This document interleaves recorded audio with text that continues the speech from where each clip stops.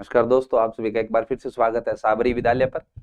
आज अपने बात करेंगे एक विशेष टॉपिक की, जो कि काफी समय से जो है राजस्थान के सभी न्यूज़पेपरों में चर्चा का विषय बना हुआ है। आज की अपनी क्लास का जो टॉपिक रहने वाला है वो रहने वाला है गिरल की लिग्नाइट माइंस, जो कि बाड़मेर जिले में स्थित है। अभी हाल ही में चर्चा में रहने का कारण ये है कि यहाँ के जो मजदूर थे, जो यहाँ पर कार्य करते थे, उनके द्वारा धरना प्रदर्शन किया जा रहा है। और उस धरने प्रदर्शन के अंदर एक अलग प्रकार की घटना देखने को मिली कि वहाँ के जो स्थानीय विधायक हैं शिव के जो स्थानीय विधायक है, उन्होंने अपने ऊपर जो है पेट्रोल छिड़कर आत्मदाह का या आत्महत्या का प्रयास किया। ऐसा बहुत कम बार देखने को मिलता है कि जब विधायक जो है वो आत्महत्या का प्रयास करते हैं। और वैसे भी वहाँ के जो विधायक हैं वो युवा विधायक होने के नाते काफी चर्चा में बने रहते हैं। तो ये जो एक मुद्दा था, ये मुद्दा मीडिया के द्वारा बड़े स्तर पर कवर किया गया, विधानसभा में भी ये मुद्दा उठाया गया, विपक्षी दलों ने भी इसको एक राजनीतिक मुद्दा बनाया। तो अपने इस क्लास के अंदर ये नहीं देखेंगे कि जो विधायक साहब ने किया वो सही था या गलत था, या जो मजदूरों की मांग है वो जायज है या नहीं है। हमारा विद्यार्थी होने के नाते जो आज का डिस्कशन का कॉन्टेक्स्ट रहने वाला है, संदर्भ रहने वाला है, वो ये रहने वाला है कि ये लिग्नाइट माइंस क्या है, कैसे बनी, कब बनी, इसकी क्या विशेषताएं हैं, आज की उसकी क्या स्थिति है, ताकि आगे आने वाले समय के अंदर जो भी परीक्षाएं राजस्थान में आयोजित की जाएगी, विशेषकर जो RS 2026 है, उसके अंदर अगर इससे संबंधित कोई भी प्रश्न पूछा जाता है तो हम उसका, चाहे वो कितना भी इनडेप्थ क्वेश्चन हो, कितना भी गहराई में जाकर पूछा गया प्रश्न हो, पर हम उसका जो है आंसर करने में सक्षम होने चाहिए, सफल होने चाहिए। तो इसी उद्देश्य के साथ शुरुआत करते हैं गिरल लिग्नाइट माइंस के अपने डिस्कशन के बारे में। इस क्लास के अंदर अपने ये देखेंगे कि इसकी विशेषता क्या है, यहाँ पर जो कोयला मिलता है वो कोयला अलग से कैसे है। लिग्नाइट आप जानते हैं कि कोयले का एक प्रकार होता है, हालांकि बहुत उच्च गुणवत्ता वाला या हाई क्वालिटी वाला कोल नहीं माना जाता है, एक खराब गुणवत्ता, पुअर क्वालिटी का कोल माना जाता है। तो ऐसा क्या हुआ कि यहाँ की जो कोयले की क्वालिटी है, जो गुणवत्ता है, वो बाकी कोयले की तुलना में खराब रहेगी। ये कोयला कैसे बना, कब बना, उस सब की चर्चा अपनी इस क्लास में करेंगे। अगर अपने एक इतिहास देखें तो ये जो गिरल की लिग्नाइट माइंस है, जो कि राजस्थान के बाड़मेर जिले में स्थित है, इसका इतिहास जो है ये माना जाता है कि इसका निर्माण जो है इयोसीन एपोक के अंदर हुआ। हम जानते हैं कि ज्योग्राफी के अंदर जो टाइम स्केल है, जो समय काल है, उसको हम इयोन, एरा, पीरियड और एपोक में बांटते हैं। उन्हीं एपोक में से जो एक एपोक है उसका नाम है इयोसीन एपोक, जो कि आज से 40 से 45 मिलियन साल पहले हुआ। इसी एपोक के अंदर जो है हमें दलदली क्षेत्र देखने को मिलते हैं, मार्शी लैंड जिसको हम कहते हैं वो देखने को मिलते हैं। इसी एपोक के अंदर हमें जो है घोड़ों का थोड़ा बहुत वर्णन देखने को मिलता है, या घोड़ों की उत्पत्ति के बारे में पता चलता है। एक और चीज हुई है इसके अंदर जिसको हम कहते हैं एजोला सीक्वेंस या घटना, हम जिसको कहते हैं वो हुआ। ये एजोला जो घटना है, ये एक ऐसी घटना है जब पृथ्वी का तापमान एकदम से गिरा है। यहाँ पर हुआ ये था कि जो आर्कटिक क्षेत्र है, आर्कटिक क्षेत्र के अंदर एक फ्रेश वाटर लेक थी, एक साफ पानी की झील थी। वो झील दबी और उसके अंदर जो वनस्पति थी, जब वो दबी तो उसके साथ बहुत सारी कार्बन डाइऑक्साइड जो है वो भी समाहित हो गई, वो भी उसके साथ सब्सिडेंस हो गई। उसकी वजह से जब पृथ्वी से CO2 का लेवल कम हुआ तो तापमान भी गिरा। तो एक एजोला इंसिडेंट जो है उसके लिए भी ये इयोसीन एपोक जो है जाना जाता है। इसकी जो उत्पत्ति है गिरल लिग्नाइट माइंस की, वो मानी जाती है बाड़मेर सांगानेर रिफ्ट बेसिन, जो एक प्लेट का बाउंड्री थी, उस प्लेट पर यह स्थित क्षेत्र था, उसकी चर्चा अपने अभी करेंगे।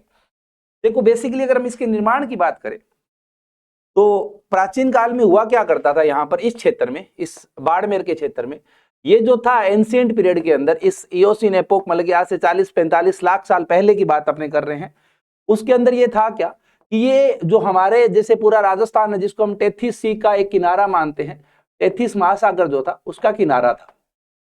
इस महासागर के किनारे पे स्थित होने के कारण आपको यहाँ पर जो है दलदली क्षेत्र, मतलब कि मार्सी लैंड, और साथ ही साथ एक विशेष प्रकार की वनस्पति जो कि समुद्र के किनारे पर पाई जाती है, जिसको अपने मैंग्रोव्स कहते हैं। ये ऐसे पेड़ होते हैं जिनके अंदर इस चीज की काबिलियत होती है कि वो फ्रेश वाटर, साथ ही साथ समुद्र का जो लवणीय वाटर होता है, सॉल्टी वाटर होता है, दोनों में अपना सर्वाइवल देख सकते हैं, अपने रह सकते हैं। तो ये देखने को मिलते थे।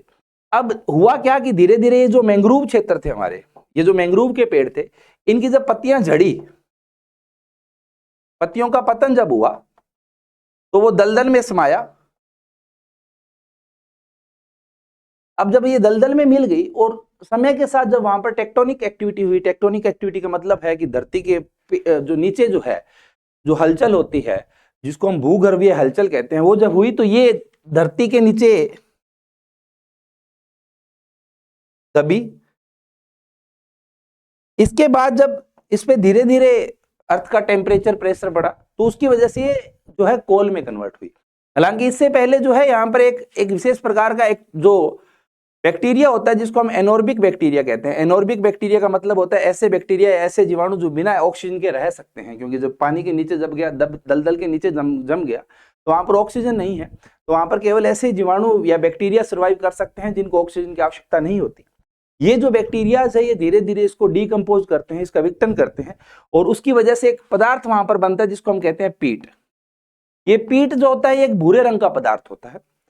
ये आप ऐसा देखो कि जैसे अगर हमारे घरों में देखें तो कभी लकड़ी जो होती है वो जब गल जाती है तो वो ऐसे अपने आप बिखरने लग जाती है, वो पीट होता है उस प्रकार का, तो वो पदार्थ है।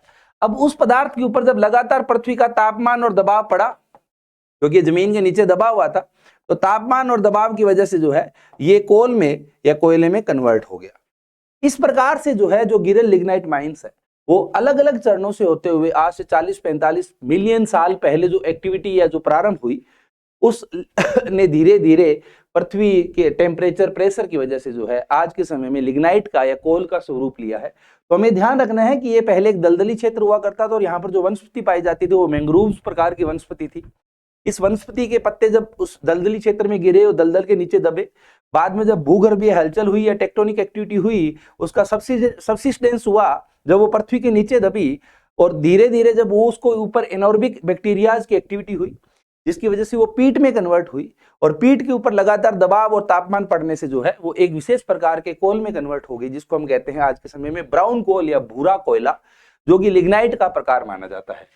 तो इस प्रकार से जो है इसका निर्माण हुआ। अब अगर हम आज के समय में जो हमारे गिरल क्षेत्र में कोयला मिलता है, इस प्रकार के पत्थर या कोयले के पत्थर वहां पर जो मिलते हैं, अगर हम देखें तो ये जो कोयला है ये लिग्नाइट प्रकार का कोयला है। हम जानते हैं कि कोयले की क्वालिटीज होती है एंथ्रेसाइट, जो कि सबसे बेस्ट कोयला माना जाता है, लिग्नाइट, बिट्यूमिनस, इस तरीके से कोयले होते हैं ना, पीट, ये कोयले के प्रकार हैं। ये इस आधार पर तय किए गए कि उसमें कार्बन की मात्रा कितनी ज्यादा है।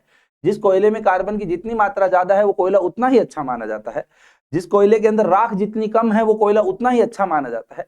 तो हमारे वाला जो कोयला है लिग्नाइट वाला, ये गिरल वाला, ये लिग्नाइट प्रकार का कोल है। ये निम्न दर्जे का कोयला माना जाता है, लोअर क्वालिटी का कोल माना जाता है। इस कोल के अंदर अगर हम देखें तो जो मॉइस्चर है वो बहुत ज्यादा है, नमी बहुत ज्यादा है, 35 से 40% नमी यहाँ पर आपको देखने को मिलती है। हालांकि ऐसा नहीं है कि यही एकमात्र राजस्थान का या भारत का ऐसा कोयला है जिसमें इतनी नमी है। भारत के कुछ और भी कोयले की खदानें हैं जहां पर मिलने वाले कोयले के अंदर नमी इतनी या इससे ज्यादा रहती है। दूसरी जो इसके अंदर समस्या वही है कि इसके अंदर कार्बन जो है उसकी मेच्योरिटी बहुत कम है, या कार्बन जो है वो बहुत अभी तक तैयार नहीं हुआ है। 25 से 30% जो है कार्बन की मेच्योरिटी है। बाकी जो एंथ्रेसाइट या जो हमारे गोंडवाना लैंड के अंदर, झारखंड छत्तीसगढ़ के अंदर जो कोयल मिलता है उसके अंदर जो मेच्योरिटी है वो 80 से 90% तक की मेच्योरिटी मिलती है। तीसरी चीज जो हमें देखने को मिलती है वो देखने को मिलती है एक विशेष जो इसको अलग करती है बाकी कोल माइन से, वो है इसमें सल्फर की मात्रा बहुत ज्यादा है।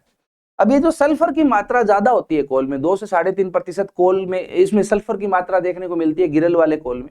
इसकी वजह से होता क्या है कि जब इसको जलाया जाता है कोल को, तो वहां पर ऑक्सीजन के साथ रिएक्शन करने की वजह से सल्फर डाइऑक्साइड बनता है, SO2 बनता है, और जब उसके साथ मॉइस्चर का कांटेक्ट होता है तो वो H2SO4 या तेजाब में कन्वर्ट हो जाता है, अम्ल में कन्वर्ट हो जाता है। और ये जो अम्ल है, तेजाब जो है, ये वहां की मशीनरी को खराब कर देता है, मशीनरी का कोरोजन कर देता है। जो पाइपें हैं जहां से ये गुजरेगा उन पाइपों को ये नष्ट कर देगा। इसकी वजह से इस कोल को थर्मल प्लांट में यूज करने पर बहुत ज्यादा नुकसान होता है। मशीनें रोज रोज जो है लगातार खराब पड़ती जाती है, जिसकी वजह से ये कोल बहुत अपने कहें कि बेनिफिशियल या प्रोडक्टिव या उत्पादक नहीं माना जाता है। अगर हम इस गिरल वाले कोल की केमिकल प्रोफाइल देखें तो क्या क्या खासियत है इसके अंदर, ये पेपर के लिए बहुत इंपॉर्टेंट पार्ट है। वोलेटाइल मैटर वेरी हाई या बहुत वाष्पशील पदार्थ ज्यादा होने का मतलब ये कोयला बहुत जल्दी जलता है। अब ये फायदा भी है, क्यों? क्योंकि इसको जलाने के लिए आपको बहुत प्रयास नहीं करने पड़ेंगे। अंततः आप कोयले का करोगे क्या, थर्मल प्लांट में लेकर जाओगे, वहां पर इसको जलाओगे, उससे वाष्प बनेगी, और उस वाष्प से जो आपने टरबाइन घुमाओगे और बिजली बनाओगे। और ये कोयला ऐसा है जो अपने आप ही जल रहा है। बट ये एक समस्या भी है। समस्या क्यों है? क्योंकि जैसे ही इसके ऊपर थोड़ी सी हवा लगती है, जैसे हमारे जब अपने सर्दियों में आग जलाते हैं, और कई बार आग क्या होती है, जैसे हवा चलती है तो हवा से अपने आप वो दहक उठती है, जल उठती है। तो वैसे ही इसके साथ प्रॉब्लम क्या है कि अगर इसको ओपन एयर में छोड़ा जाता है, खुली हवा में छोड़ा जाता है, तो ये सेल्फ इग्नाइट हो जाता है, ये अपने आप दहक उठता है, अपने आप इसमें आग लग जाती है। वो एक समस्या है। स्पॉन्टेनियस कंबशन होता है, स्वयं दहन का खतरा रहता है। अगर राख की मात्रा करें तो इसमें राख बहुत ज्यादा है, ये इंडिया के लगभग सभी कोल के साथ प्रॉब्लम है। इसी वजह से भारत कोल का सबसे बड़ा उत्पादक होने के बावजूद सबसे बड़े निर्यातकों में भी आयातकों में भी एक है, इंपोर्टर भी है। भारत को कोल इंपोर्ट भी करना पड़ता है क्योंकि भारत के कोल में एश कंटेंट जो है, राख की मात्रा जो है बहुत ज्यादा है। ये इसकी केमिकल प्रोफाइल है। अगर हम देखें यहां पर जो माइनिंग की जाती है वो ओपन कास्ट माइनिंग है। ओपन कास्ट माइनिंग का मतलब है कि जमीन के नीचे बहुत गहरी सुरंगें बनाने की जरूरत नहीं है, आप ऊपर से मिट्टी उठाओ और कोयला निकाल लो। ये कोयला बहुत ऊपरी स्तर में मिलता है, थोड़ी थोड़ी मिट्टी ऊपर जमी हुई है, उस मिट्टी को आप साइड कर दो और बाद में जो है उसमें से आप कोयला निकाल सकते हो। अब यहाँ पर क्वेश्चन ये आता है कि यहाँ पर ओपन कास्ट माइनिंग जो की जाती है वो क्यों की जाती है। पहली बात, ये बहुत ही शैलो परतों में जमा हुआ है, मतलब कि इसके ऊपर जो मिट्टी है वो बहुत कम है, बहुत गहराई में नहीं मिलता है, बहुत ऊपरी स्तर में या सुपरफिशियल लेयर्स जो है वहां पर ये कोयला मिल जाता है। दूसरी बात, इसके ऊपर जो मिट्टी है वो भी ऐसा नहीं है कि बाड़मेर का क्षेत्र है, मरुस्थल का क्षेत्र है तो वहां पर बहुत आपको कठोर पहाड़ देखने को नहीं मिलेंगे। सामान्य मिट्टी है जिसको सामान्य जेसीबी मशीन से हटाया जा सकता है और कोयला निकाला जा सकता है, तो बहुत गहरी खुदाई की आपको आवश्यकता नहीं है। इस वजह से जो है यहाँ पर ओपन कास्ट माइनिंग की जाती है। अब ये जो ओपन कास्ट माइनिंग होती है इसका क्या फायदा होता है या नुकसान होता है। ओपन कास्ट माइनिंग का एक फायदा ये होता है कि क्योंकि अब इसमें आपको बहुत गहराई में जाना नहीं है, तो जहां जहां तक आपको कोयला दिख रहा है वो आप निकाल सकते हो। जब आप सुरंग बनाकर माइनिंग करते हो या अंडरग्राउंड माइनिंग करते हो तो उसमें प्रॉब्लम क्या है कि आपको पता है कोयला है बट आपको छोड़ना पड़ेगा, क्योंकि अगर आपने उसको हटाया तो पूरी पूरी जो सुरंग है, माइन जो है वो ढह सकती है और उसके नीचे मजदूर दब सकते हैं। उसको सपोर्ट देने के लिए आपको बहुत सारा कोयला छोड़कर रखना पड़ता है। ओपन कास्ट में कुछ भी आपने खुदाई की ही नहीं है, ऊपर ऊपर से मिट्टी हटाई है और कोयला निकाला है, तो आपको इसमें कुछ भी कोयला वहां पर छोड़ने की आवश्यकता नहीं है, पूरा का पूरा कोयला जो है आप निकाल सकते हो। इस वजह से इसमें जो रिकवरी है वो बहुत अधिक रहती है। तीसरी, जो हमारी क्लोज माइन होती है, जो अंडरग्राउंड माइन होती है, उसमें समय के साथ मेथेन बन जाती है। बहुत बार जो है माइनिंग डिजास्टर्स होते हैं, दुर्घटनाएं होती है। ओपन कास्ट में किसी भी प्रकार के गैस बनने की संभावना नहीं है, तो उसमें किसी भी प्रकार के माइनिंग डिजास्टर या मेथेन की वजह से मजदूरों की मृत्यु या स्वास्थ्य खराब होने का खतरा नहीं रहता। तीसरी, इसके अंदर क्योंकि बहुत बड़े क्षेत्र के अंदर एक साथ माइनिंग की जा सकती है, तो बहुत सारी मशीनें एक साथ काम कर रही है। सुरंग वाले में तो क्या होता है कि पतले से रास्ते से अंदर जाना है तो बहुत हेवी मशीनरी अंदर नहीं जाएगी, अगर जाएगी तो भी बारी बारी से जाएगी, एक साथ नहीं जा सकती है। इसमें तो आप एक साथ जो है 10 एकड़ 20 एकड़ के साथ अंदर जो है 100-200 जेसीबी चलाकर एक साथ बड़े क्षेत्र में माइनिंग कर सकते हो, तो बड़ी मशीनरी से बड़े क्षेत्र में माइनिंग हो जाती है। हालांकि ये जो ओपन कास्ट माइनिंग होती है, ऐसा नहीं है कि वो बहुत अच्छी बात भी है, इससे बहुत नुकसान भी होता है। सबसे बड़ा नुकसान होता है वहां का जो पर्यावरण है, जो इन्वायरमेंट है, उसको बहुत ज्यादा नुकसान होता है। क्योंकि जब आप अंडरग्राउंड माइनिंग करते हो तो ऊपरी सतह को आप नहीं छेड़ते, ऊपरी सतह वैसी की वैसी रह जाती है। जो फर्टाइल लैंड है ऊपर की, जो उपजाऊ भूमि है, उसको आप तबाह नहीं करते, उसको आप नष्ट नहीं करते हो। बट ओपन कास्ट माइन के अंदर तो आपको जिस जिस क्षेत्र में माइन करना है उस पूरे क्षेत्र को आपको उजाड़ना पड़ेगा, वहां की जो ऊपर की मिट्टी है उसको हटाना पड़ेगा। तो इन्वायरमेंटल डिग्रेडेशन जो है, पर्यावरण का जो नुकसान है, खास करके पेड़ पौधों का, जंगल का, उपजाऊ भूमि का, वो इसमें बहुत अधिक होता है। दूसरी बात, डस्ट पोल्यूशन, क्योंकि जब आप मिट्टी हटाते हो, जो इतने दिनों से स्थिर मिट्टी पड़ी थी, जब आप उसको हटाओगे तो वो वहां पर पोल्यूटेंट का काम करेगी, प्रदूषक का काम करेगी। स्पॉन्टेनियस फायर, क्योंकि जैसे आपने मिट्टी हटाई और जो नीचे कोल है, उस कोल में जो मॉइस्चर कंटेंट ज्यादा है, उस कंटेंट की वजह से जो है उसमें धीरे धीरे आग लगने की घटनाएं जो है वो बहुत ज्यादा देखने को मिलती है। इस वजह से जो है ये नुकसानदायक भी मानी जाती है। अगर हम देखें तो क्या ऐसा है कि भारत में एक ओपन कास्ट माइनिंग जो केवल यहीं पर होती है, मतलब कि बाड़मेर में होती है, या कोई और भी ऐसे क्षेत्र हैं जहां पर इस प्रकार से जो है ऊपरी सतह की माइनिंग की जाती है। तो जो नेवेली है तमिलनाडु के अंदर, उसमें भी ओपन कास्ट माइनिंग होती है और इसको भारत में सबसे बड़ी मानी जाती है। वैसे ही जो मध्य प्रदेश, गुजरात, इसके जो कोल के क्षेत्र हैं, यहाँ पर भी जो कोल माइंस है वो भी ओपन कास्ट ही देखने को मिलती है। अगर हम देखें ये जो नेवेली वाला है, ये ओपन कास्ट, एशिया की सबसे बड़ी ओपन कास्ट माइनों में से एक माइन मानी जाती है।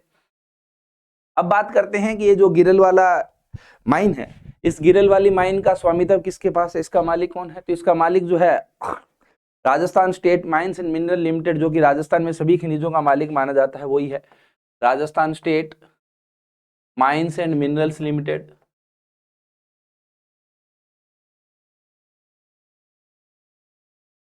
ये इसका स्वामित्व है। हालांकि खनन करने का जो अधिकार है, जो जिम्मेदारी है, वो RRUVNL के पास है। यहाँ पर जो माइनिंग होती है वो कैप्टिव माइनिंग होती है। कैप्टिव माइनिंग का मतलब है कि इंडिया के अंदर दो तरीके से माइन होती है कि आपने कोयला निकाला, अब उसको आप किसी भी पावर प्लांट के लिए किसी भी यूज में लो, एक तो वो सामान्य तरीका है। दूसरा तरीका है कि आपने कहा कि इस माइन से या इस खान से जो भी कोयला निकलेगा वो केवल इसी पावर प्लांट के अंदर यूज हो सकता है। तो गिरल वाली जो माइन थी 2016 तक ही चलती थी, इसका पहले 2016 तक कैप्टिव माइनिंग होता था। कैप्टिव माइनिंग का मतलब है कि इससे जो भी कोयला निकलेगा वो कोयला केवल और केवल जो है गिरल सुपर थर्मल पावर प्लांट जो उसके पास में स्थित है उसी में उपयोग में लिया जा सकता है। जब आप किसी माइन को किसी कोल प्लांट के साथ जोड़ देते हो और यह कह देते हो कि इस माइन का जो कोयला है या इससे निकलने वाला जो भी खनिज है उसको केवल और केवल इसी फैक्ट्री में या इसी प्लांट में यूज में लिया जा सकता है, उसको अपने कहते हैं कैप्टिव माइनिंग। तो इसमें कैप्टिव माइनिंग होती थी, मतलब कि यहां से निकलने वाला कोयला केवल और केवल जो है उस क्षेत्र में स्थित गिरल थर्मल पावर प्लांट जो है बाड़मेर में उसी में यूज लिया जा सकता था। हालांकि वास्तव में जो वहां पर माइनिंग करने का काम है वो RRVNL ने MDO मॉडल के ऊपर mining and development operation model होता है, जिसमें किसी प्राइवेट ठेकेदार को मजदूर और मशीनरी लगाने का ठेका दे दिया जाता है, कोयला निकालने का ठेका दे दिया जाता है। तो उस आधार पर जो है निजी कंपनी को हर साल ठेका दिया जाता है। उसी निजी कंपनी के साथ ही मजदूरों का विवाद चल रहा है। मजदूरों का कहना है कि जिस निजी कंपनी को अभी ठेका दिया गया है वो निजी कंपनी मजदूरों का शोषण कर रही है। अब ये जो गिरल वाली स्पेशल क्यों है, तो देखो गिरल वाली के अंदर सबसे बड़ी जो समस्या आती है गिरल वाली माइन के अंदर वो आती है हाई सल्फर कंटेंट। यहां पर जो कोयला मिल रहा है वो भूरा कोल है जिसके अंदर सल्फर की मात्रा अधिक है। अब सल्फर की मात्रा होने से समस्या क्या आती है कि जब आप सल्फर को जलाओगे, सल्फर वाले कोल को ऑक्सीजन के साथ जब ये रिएक्शन करेगा, सल्फर वाला कोल, सल्फर कोल जब ऑक्सीजन के साथ मिलेगा तो इससे क्या बनेगा, इससे बनेगा SO2 सल्फर डाइऑक्साइड, अपने आप में खतरनाक गैस है। दूसरी बात, जब इसके ऊपर थोड़ा सा भी मॉइस्चर या पानी का कांटेक्ट जब इससे होगा तो ये कन्वर्ट हो जाएगा H2SO4 में, सल्फ्यूरिक एसिड में, सल्फ्यूरिक अम्ल में। ये जो H2SO4 है जब ये थर्मल पावर प्लांट की मशीन के अंदर जाएगा या उसकी पाइप में जाएगा तो ये उस पाइप को क्या कर देगा, खराब कर देगा, उसका कोरोजन कर देगा और धीरे धीरे जो है वो मशीनरी खराब हो जाएगी। इस वजह से जब इस गिरल से निकलने वाले कोल को वहां पर यूज किया जाता था तो लगातार होता क्या था कि जो गिरल थर्मल पावर प्लांट है उसमें ब्रेकडाउन देखने को मिलता था, उसमें मशीनों की खराबी देखने को मिलती थी। इस समस्या का निपटने के लिए यहाँ पर एक विशेष प्रकार की तकनीक लगाई गई। उस तकनीक को हम कहते हैं CFBC। इस CFBC में क्या होता है कि लगातार जो है इस CFBC के अंदर कोल को लाइमस्टोन या चूना पत्थर के साथ जोड़ा जाता है पहले, फिर इसको जलाया जाता है। जब चूना पत्थर के साथ जोड़ा जाता है, ये पेपर के लिए ध्यान में भी रखना है, जब इसको चूना पत्थर के साथ जोड़ा जाता है तो चूना पत्थर जो है वो सल्फर को अब्जॉर्ब कर लेता है और सल्फर की मात्रा उसमें कम कर देता है। तो केवल और केवल जो कार्बन जलता है, सल्फर नहीं रहता है वहां पर। ये टेक्निक लगाएगी। हालांकि ये उम्मीद थी कि इस टेक्निक की वजह से वो जो गिरल वाला थर्मल पावर प्लांट है वो चल पाएगा इस माइन से निकले हुए कोल के उपयोग के माध्यम से, परंतु थोड़े समय बाद जो है ये टेक्निक भी फेल रही और धीरे धीरे इसको भी बंद करना पड़ा। अंततः जो है 2016 के अंदर इस पूरे पावर प्लांट को ही जो है डीकमीशन कर दिया गया, अपने कहें कि इसको बंद कर दिया गया। आज के समय में वहां पर कोई थर्मल पावर प्लांट नहीं चलता है। पहले वहां पर 2 यूनिट हुआ करती थी, 125 मेगावाट की कैपेसिटी हर यूनिट की थी, मतलब कुल 250 मेगावाट बिजली का उत्पादन होता था। परंतु 2016 के बाद से वो जो पावर प्लांट है वो नॉन ऑपरेशनल है। नॉन ऑपरेशनल होने का मतलब है कि अभी उसमें किसी भी प्रकार की बिजली का उत्पादन नहीं हो रहा है। ठीक है, तो अब उसका क्या कर सकते हैं, अब उसको रखा हुआ ही क्यों है, बंद क्यों नहीं कर देते? जब पावर प्लांट चल ही नहीं रहा है तो फिर उस लिग्नाइट माइन में कोयला निकाल क्यों रहे हैं, उस कोयले का किया क्या जा रहा है? अगर कोयला निकाल नहीं रहे तो फिर मजदूरों की समस्या क्या है? तो ये भी हमें थोड़ा सा ध्यान रखना है। ये जो गिरल वाला लिग्नाइट माइंस है, इसके फिर सरकार ने, केंद्र सरकार ने कहा कि अब ये कोयला बिजली बनाने के तो काम में नहीं आ सकता, तो का क्या करें सर? तो हम इसको यूजीसी के लिए, यूसीजी के लिए काम में लेते हैं। यूसीजी का मतलब होता है underground coal gasification. Underground coal gasification का मतलब है कि कोयले को नीचे ही गैस में कन्वर्ट कर दो। नीचे से जो है कोयला निकालने के बजाय उसमें से गैस निकलनी चाहिए, जिसको हम कहते हैं सिनगैस। इस सिनगैस जो है, इस सिनगैस को जो है बाद में फ्यूल के रूप में यूज करो, तो उसका एक्सपेरिमेंट वहां पर चल रहा है, ना कि वहां पर बिजली उत्पादन होता है। तो ये हमें ध्यान में रखना है। तो आज के समय में जो है वो इंडिया के लिए लेबोरेटरी का काम कर रहा है, एक्सपेरिमेंट का काम कर रहा है कि कैसे हम इसको गैस में कन्वर्ट कर सकते हैं और गैस को बाद में, जिसको सिनगैस या सिंथेटिक गैस या हम कृत्रिम गैस कहते हैं, उसमें कन्वर्ट कर सकते हैं उस कोयले को भूमिगत गैस में, और गैस को बाद में निकाला जा सकता है। ठीक है, तो ये लिग्नाइट की कहानी है, इसका क्विक रिकैप है। अब मेरा एक प्रश्न भी है, मैं जब ये इसके बारे में पढ़ रहा था तो मेरे क्वेश्चन भी एक दिमाग में आया कि ऐसा क्यों है कि बाड़मेर में तो तेल भी मिलता है ना, तो ऐसा क्यों हुआ कि जो गिरल क्षेत्र है वहां पर तो आपको केवल कोयला मिलता है, जबकि उसके पड़ोसी क्षेत्र या उसी जिले के अंदर जो बाड़मेर जैसलमेर जिला है वहां पर जो बाकी जीवाश्म है वो तेल में कन्वर्ट हो गए। तो ऐसे क्या कारण रहे होंगे ज्योग्राफी के अंदर कि ये कोयले में ही सिमट कर रह गया, और वो भी एक उच्च क्वालिटी का कोल नहीं बन पाया, लिग्नाइट तक ही बन पाया, एंथ्रेसाइट नहीं बन पाया। उसका कारण तो ये भी है कि ये बहुत ऊपरी सतह में दबा हुआ था, जिसकी वजह से तापमान और दबाव कम था, जिसकी वजह से जो है ये हाई क्वालिटी कोल नहीं बन पाया, इसका पूरा जो है डिकम्पोजिशन प्रॉपरली या पूरे तरीके से नहीं हो पाया, और ये अभी भी जो है इमेच्योर कोल है, पूरा परिपक्व कोल नहीं है, कोयला नहीं है। बट दूसरा क्वेश्चन ये भी है कि ऐसे क्या कारण रहे होंगे इतिहास के अंदर या भूगोल के अंदर, ये जो है इस क्षेत्र में कोयला मिलता है, बाकी आसपास के क्षेत्रों में तेल मिलता है।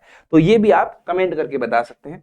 बाकी इस क्लास की पीडीएफ जो है उसको देखने के लिए आप इस चैनल को सब्सक्राइब कर सकते हैं, इस चैनल से जो है आपको इस क्लास की पीडीएफ मिलेगी।